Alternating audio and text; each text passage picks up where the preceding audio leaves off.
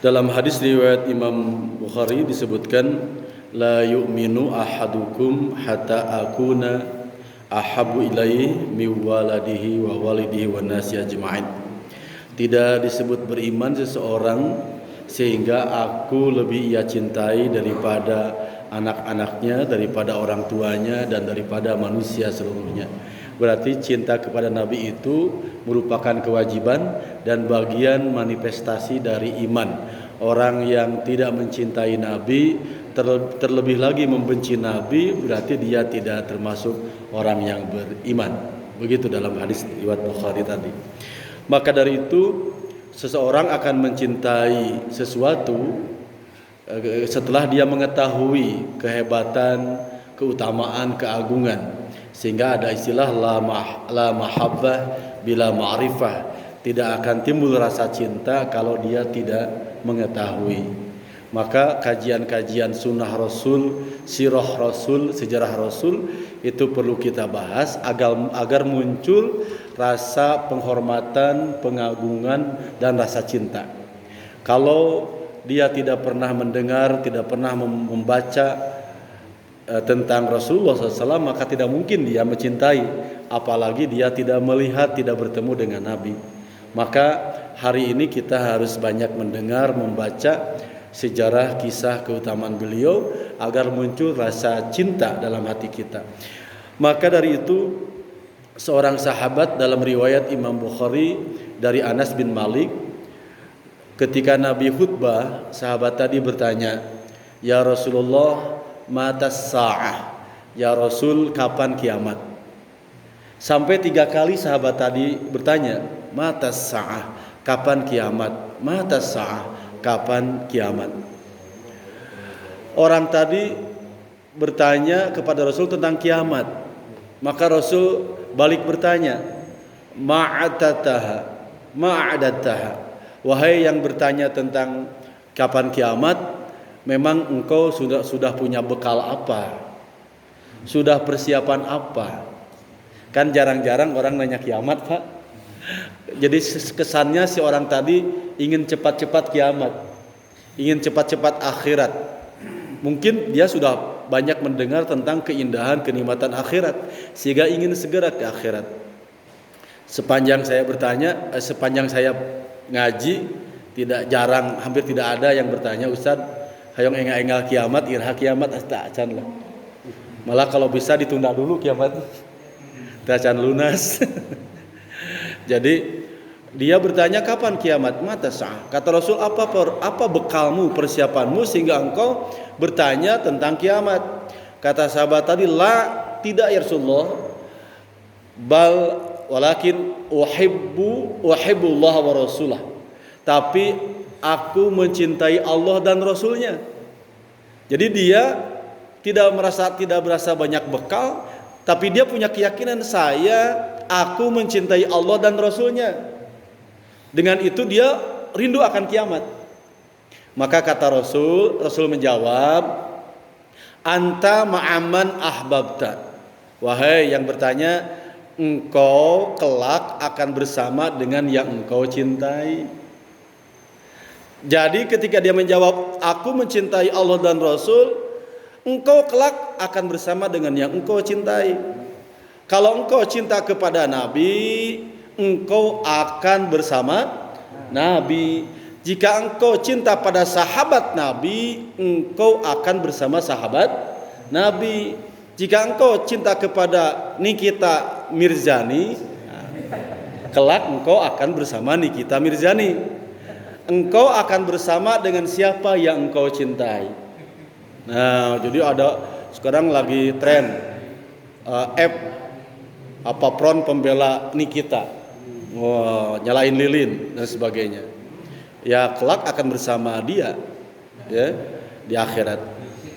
Nah, kemudian Anas bin Malik berkata, kata beliau, tidak ada satu ungkapan, satu perkataan, satu hadis Nabi yang paling membahagiakan aku, yang paling menenangkan aku dan memberikan motivasi kepadaku.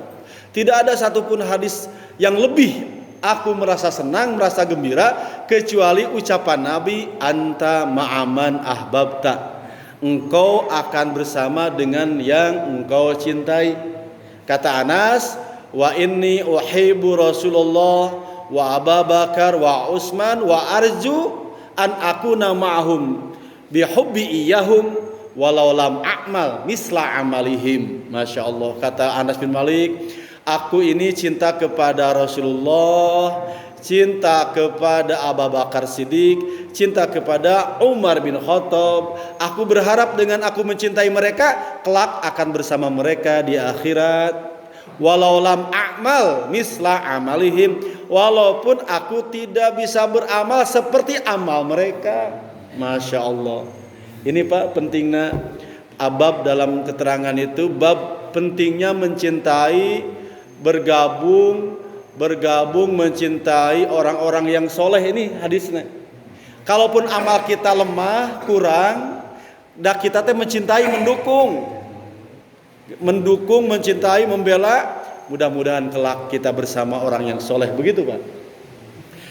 Kita ini, Masya Allah, mungkin kalau dengan Nabi sangat jauh sekali Pak, dengan sahabat sangat jauh, dengan ulama sangat jauh. Tapi kita mencintai mereka, kita tidak membenci mereka, kita tidak memusuhi mereka, malah kita mencintai mereka. Insya Allah dalam hadis tadi kelak akan bersama mereka. Kadang kan ada orang sudah tara sholat, tara ngaji, pagawean maksiat, ka ulama benci, ka sahabat Nabi benci, ka duriat Nabi benci. Aing ke di akhirat mengharap siapa? Mengharap syafaat siapa? Sudah banyak dosa, benci ke ulama, benci kepada habaib, benci kepada Nabi. Ya Allah, lalu di akhirat mau dengan apa? Jadi kalau sekarang banyak dosa, sekarang belum bisa taat, atau cinta-cinta gitu Pak, cinta ke ulama, cinta kepada Nabi, Masya Allah. Jangan sampai membenci Nabi. Kalaupun kita tidak bisa persis seperti Nabi, dan itu tidak mungkin.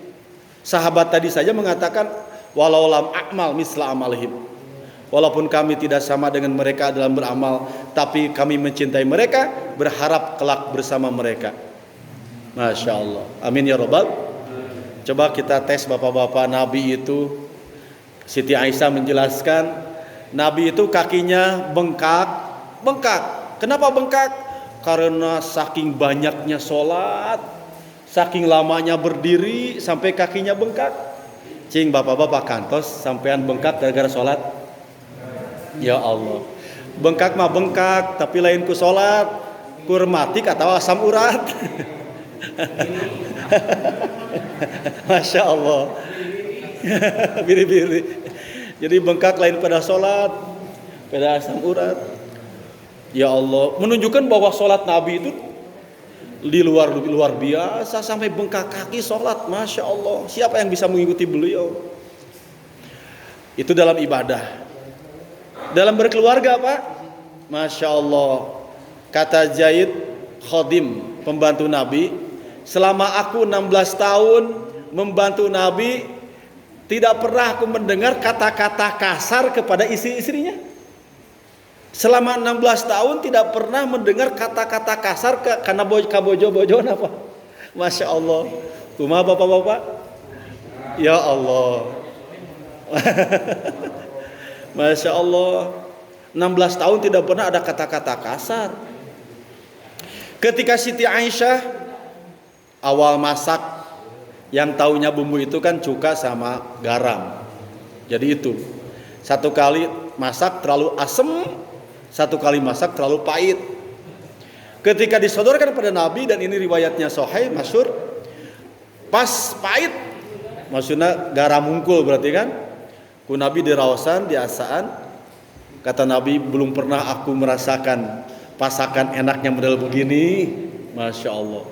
Siti Aisyah senang sekali Pak, lapor kepada bapaknya bahwa makanannya dipuji Nabi. Tidak pernah merasakan enaknya makanan model begini, tidak pernah. Semangat bojone Pak. Coba bapak-bapak. Sim kuring mah jujur. Sok jujur kamu jawab ya Allah ya Karim. Jadi betapa Nabi dalam keluarga, dalam bernegara, dalam bermasyarakat seluruhnya selalu sempurna, tidak ada cacat, tidak celah. Maka kita tidak mungkin persis seperti Nabi, Pak. Tidak mungkin. Ibadah kita, sholat kita, haji kita banyak kekurangan. Tapi kita mencintai Nabi, membela Nabi, insya Allah kelak bersama. Amin ya rabbal alamin.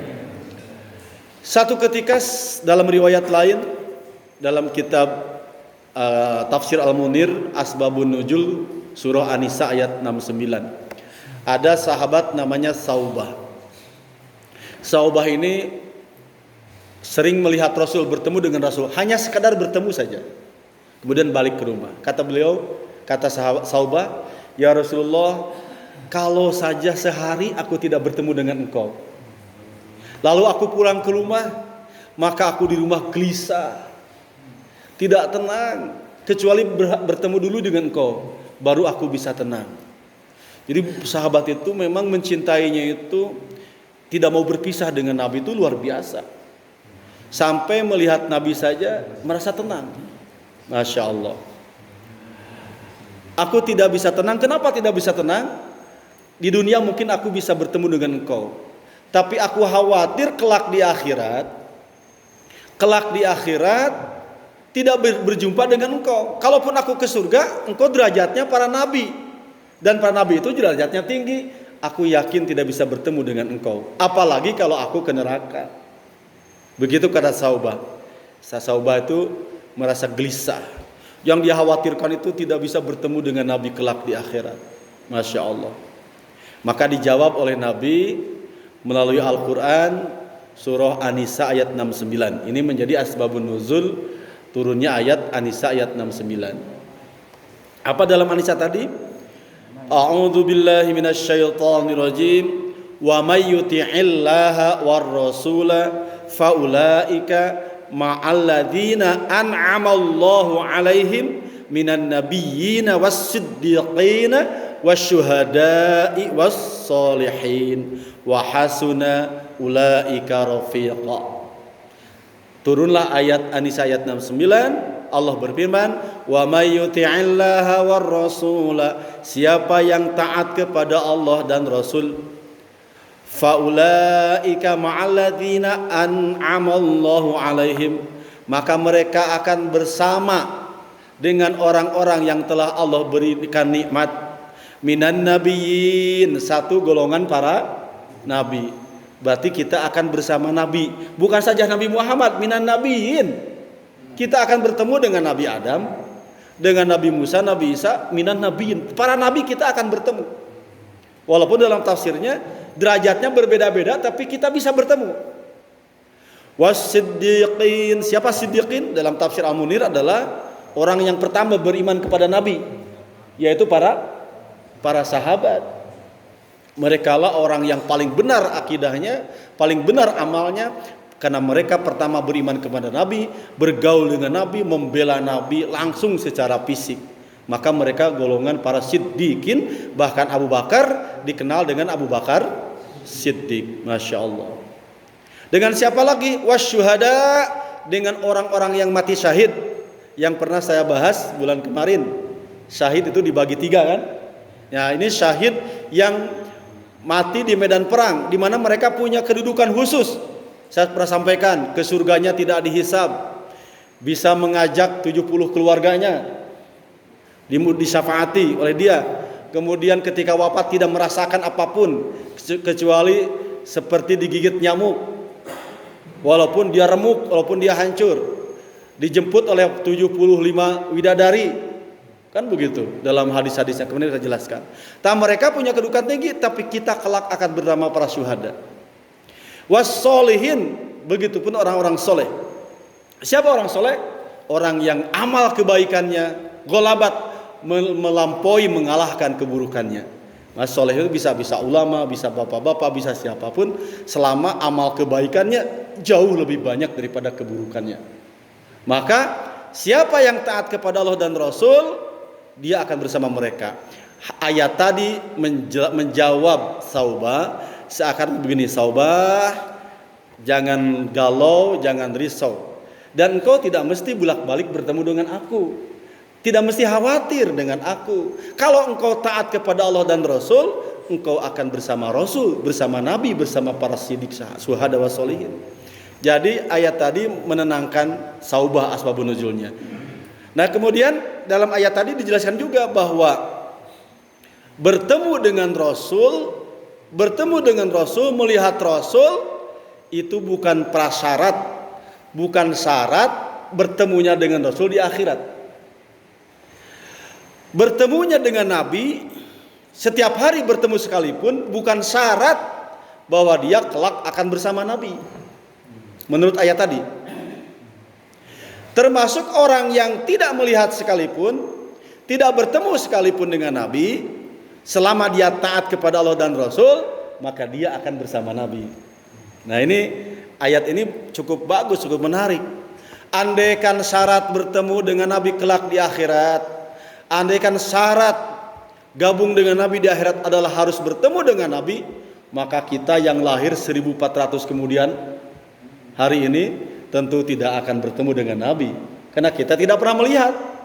Jangankan melihat Nabi, melihat fotonya tidak ada fotonya, melihat gambar diharamkan oleh ulama melukis Nabi sejak awal, atau mimpi juga tidak.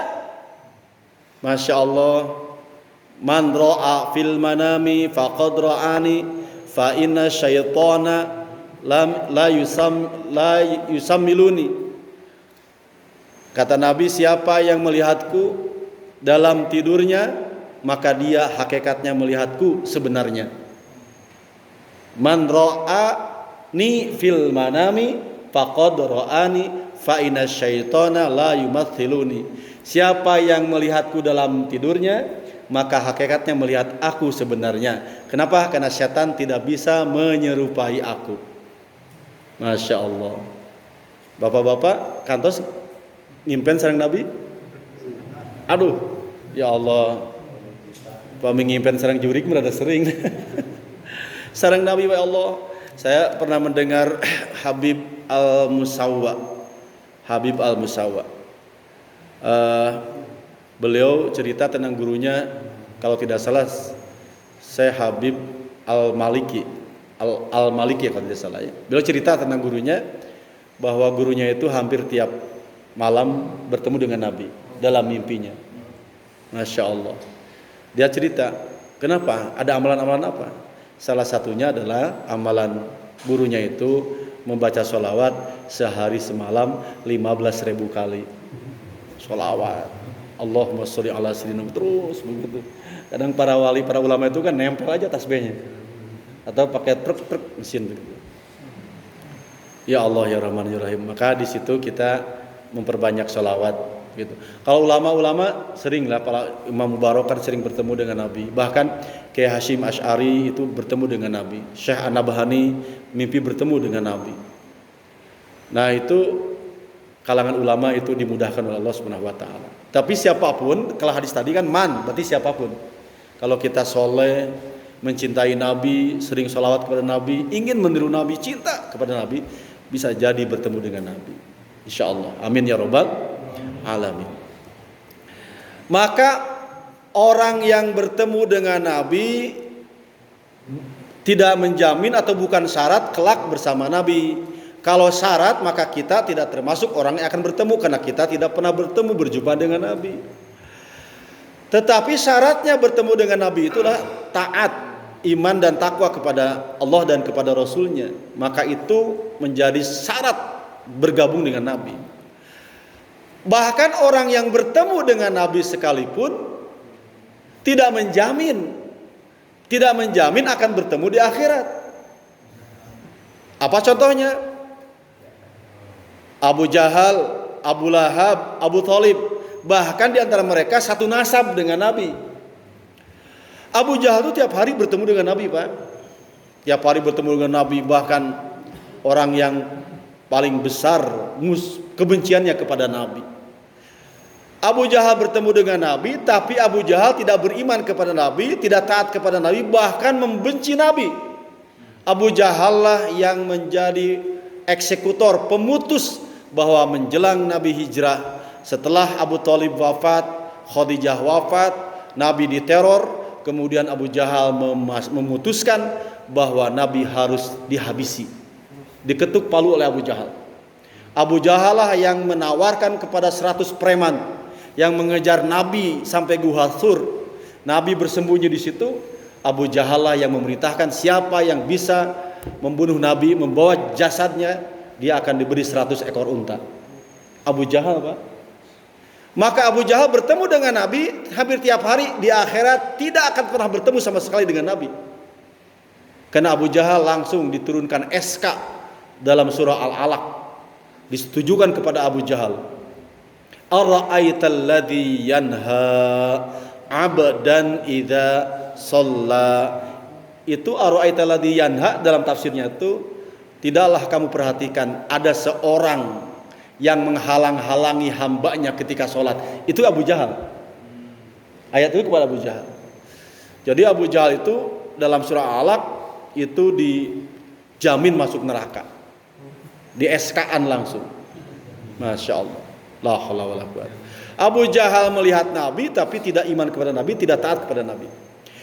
Begitupun Abu Lahab melihat Nabi, bahkan ketika Nabi lahir dialah tanda kutip mengakikahkan Nabi. Jadi dia itu cerita ketika dia ketika dia dagang mendengar Siti Aminah melahirkan Nabi.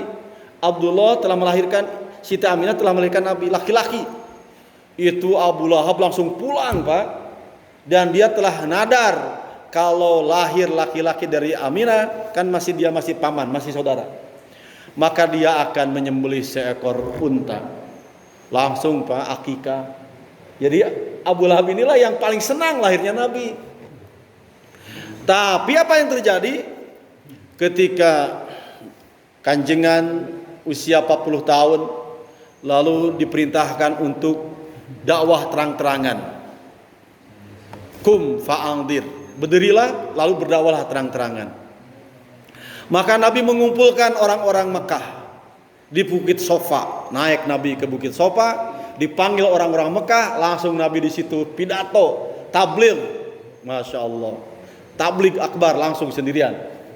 Wahai ya masyarakat Quraisy, wahai orang Quraisy, di belakang kalian nanti dunia ini akan hancur. Nanti ada 2 kehidupan, 1 neraka, 1 surga, 2 neraka.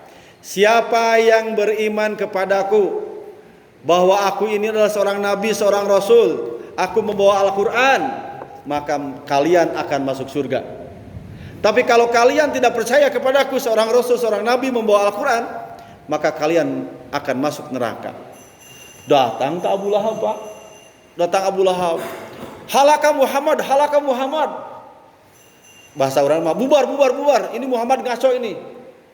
Muhammad sudah ekstrim nih. Bahasanya apalah? Radikal. Muhammad nyuruh saat bubar. Dibubarkan pengajian.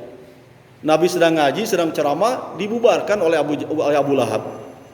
Jadi kalau ada orang yang suka membubarkan pengajian itu berarti ormas Abu Lahab. Ya kalau Ustaz sedang ceramah, sedang ngaji lalu dibubarkan, ya memang ini kenapa bisa begitu? Ternyata ada sejarahnya. Abu Lahab, halaka Muhammad, Muhammad cilaka, Muhammad bahaya, bubar, dibubarkan oleh Abu Lahab. Maka sejak itu Nabi lapor kepada Allah, turunlah SK untuk Abu Lahab. Langsung SK ditunjuk namanya. Tabbat yada Abi Lahab. Tabbat yada Abi Lahabi wa tab ma aghna anhu maluhu wa ma kasab. Saya selana rozata lahabi wa mraatu. Celaka, hancur, binasalah tangan kekuasaan Abu Lahab. Hartanya, perniagaannya tidak berfungsi apapun, tidak bermana apapun, hancur semua. Dan Abu Lahab sayasla akan dilemparkan pada neraka yang meluap-luap. Wa mraatuhu, dan ibunya dan bojonya. Langsung di SK-an, Pak. Ya Allah ya Karim. Al-Quran langsung memberikan surat keputusan bahwa Abu Lahab itu adalah penghuni neraka. Ya Allah ya Karim. Bagaimana dia tidak bergetar, tidak akan bisa apapun, karena sampai kiamat dia sudah dicap ahli neraka. Karena hari ayat nama nu mabok anu judi anu tara salat teu dieskan langsung, teu langsung disebut ke neraka enggak. Tapi Abu Lahab langsung dieskan. Maka Abu Lahab dia mencintai Nabi, tapi dia tidak beriman pada Nabi, tidak taat kepada Nabi, dan dia memusuhi Nabi dalam usia ketika mendapat wahyu. Maka Abu Lahab kelak di akhirat tidak akan lagi bertemu dengan Nabi. Masya Allah, la haula wala quwwata. Abu Thalib ini kan abu-abu semua, Pak. Abu Jahal, Abu Lahab, Abu Thalib. Jadi ini tokoh sentral dalam perjuangan Nabi. Abu Thalib itu paman Nabi, persis paman teges lah bahasa Sunda. Mamang teges. Berarti Abu Thalib itu adalah kakaknya Abdullah, berarti uwa, bukan paman, uwa, Pak. Ya, jadi Abu Thalib itu kan Abdullah itu kan bungsu, Pak. Bungsu gaduraka Abu Thalib, berarti Nabi baris naon, Pak? Baris uwa. Nanti kan Abu Thalib punya anak namanya Ali bin Abu Thalib. Nah, Ali ditikahkan ke putra Nabi Siti Fatimah. Berarti kan Nabi teh punya mantu Kapiraka, kakamisannya. Nya kan Nabi putra Abdullah, Ali putra Abdul Muthalib. Ali ditikahkan ke putra Nabi. Gitu. Jadi keluarga ya. Nah, para barakallahu, Abu Thalib apa, Pak? Abu Thalib itu Masya Allah bukan saja mencintai secara lisan, tetapi secara fisik bahkan melindungi Nabi. Ketika usia 10 tahun Abdul Muthalib kakek Nabi wafat. Lebih dahulu ibunya Siti Aminah wafat. Maka usia 10 tahun Nabi diambil alih pengurusannya oleh Abu Thalib, uaknya. Sampai dididik dagang ke Syam, ke Yaman, diajak kemana-mana. Dan Abu Thalib pernah dikasih tahu oleh orang Yahudi, Buraiqah, bahwa Abu Thalib jaga anak ini. Anak ini adalah anak yang dijanjikan oleh kitab-kitab dalam kitab kami, bakal jadi nabi.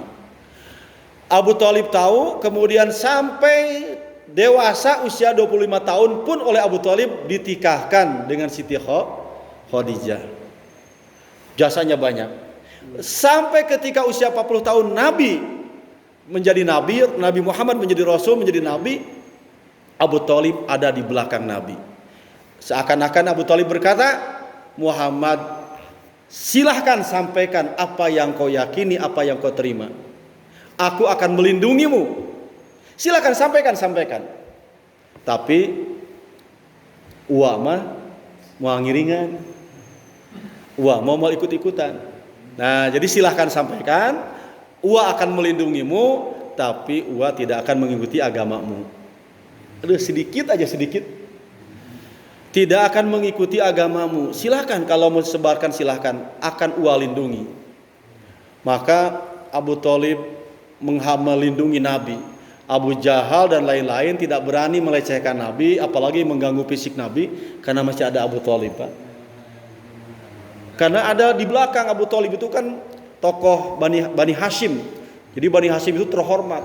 Nah, tokohnya masih ada. Orang Mekah menghormati Bani Hashim. Berarti Abu Thalib melindungi Nabi secara fisik, bahkan dakwah juga dipersilahkan. Tapi apa yang terjadi ketika menjelang ajal tiba? Ajal menjelang tiba, sakaratul maut, Nabi datang kepada Abu Thalib. Begitupun Abu Jahal, temannya datang. Lalu Nabi menalkinkan. Kata Nabi, ya ammi kul kalimatan tunjika min adzabin nar, la ilaha illallah. Wahai pamanku, ucapkan satu kata, satu kalimat. Jika engkau mengucapkannya, engkau selamat dari api neraka. La ilaha illallah. Hanya sedikit, Pak. Ya Allah ya Karim. Abu Thalib melihat Abu Jahal. Abu Jahal datang lagi. Nalkinan sama dia Abu Jahal. Wahai Abu Thalib, kan kita tokoh di sini. Jangan sampai engkau berpikir lain. Kita udah sepakat, kita memegang teguh ajaran nenek moyang kita. Tuhan kita Lata, Uzza, Manat, Hubal. Jangan sampai kau berpaling. kata Abu Jahal. Jadi Abu Jahal kan nalkinan. Jadi nalkin itu kan menguatkan. Kalau dalam hadis Nabi kan ketika menjelang aja ada setan datang, makanya disunahkan di talkinan. Gitu. Lalu si Abu Thalib melihat Nabi lagi. Nabi berkata lagi, kul kalimata, ucapkan satu kalimat la ilaha illallah. Masih diam Pak. Lihat kepada Abu Thalib. Kata kepada Abu Jahal, hati-hati ya Abu Thalib, jangan ikuti Muhammad. Sampai 3 kali Nabi mengucapkan la ilaha illallah. Abu Thalib lihat ke Abu Jahal. Pas melihat ke Abu Jahal, Abu Thalib menghempaskan napasnya tanpa mengucapkan kalimat tauhid. Maka Abu Thalib tidak beriman dan tidak akan bertemu dengan Nabi di akhirat. Nabi nangis ingin memohonkan ampun kepada Allah, tapi Allah berkata, innaka la tahdi man ahbabta walakinna Allah yahdi may yasha. Masalah hidayah bukan urusanmu. Tidak bisa karena engkau saudara, itu biar aku yang ngurus. Jadi Nabi berlepas tangan. Padahal itu adalah bapaknya, pamannya. Ya Allah ya Karim. Maka kan dalam bab perdebatan ulama, bapak Nabi kan Abdullah, wafat sebelum Nabi lahir. Aminah wafat Nabi kecil. Kakeknya Abdul Muthalib wafat ketika Nabi belum jadi Nabi, usia 10 tahun. Maka ada pertanyaan, apakah ayahnya Nabi Abdullah itu masuk surga atau masuk neraka? Ada perdebatan tuh. Nah, yang kuat Ahlus Sunnah mengatakan ketika yang wafat sebelum Nabi diangkat jadi Nabi itu namanya Ahlul Fitrah, orang yang dimaafkan oleh Allah Subhanahu Wa Taala karena belum ada Nabi. Adapun hadis mengatakan bahwa sahabat ditanya, Bapak, apakah bapakku ke surga? Tidak, bapakmu ke neraka. Begitu bapakku. Bapakku di situ adalah kepada pamannya. Jadi orang Arab kalau menyebut paman juga bapak. Begitu dalam Ahlus Sunnah pemahamannya. Karena Nabi itu turunannya mulia. Siti Aminah mulia. Sangat menyakitkan kalau Siti Aminah disebut ahli neraka. Itu ibu Nabi asli. Itu dalam bab akidah Ahlus Sunnah wal Jamaah.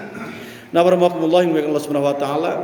Maka dari situ kita bisa memahami, berkesimpulan bahwa orang yang melihat Nabi, bahkan nasab Nabi sekalipun, tidak menjamin masuk surga. Maka kita bersyukur kepada Allah, walaupun kita pertama tidak melihat Nabi, tidak bersama Nabi, kita juga jauh jaraknya dari Nabi. Kita bukan nasab Nabi, bukan nasab. Kalau para habaib kan duriat, cucu cicit Nabi. Tapi kita iman kepada Nabi, insya Allah sedang taat kepada Nabi, mencintai Nabi, insya Allah kelak bersama Nabi. Amin ya Rabbal. Bisa bayangkan oleh bapak-bapak, cicit Nabi, cicitnya dijemput oleh 3 juta orang dalam Google dikatakan. Di Bandara Suta. Itu cicit Nabi Pak. Yang ke-38 kan, itu garis ke-38 kan. Habaib itu ada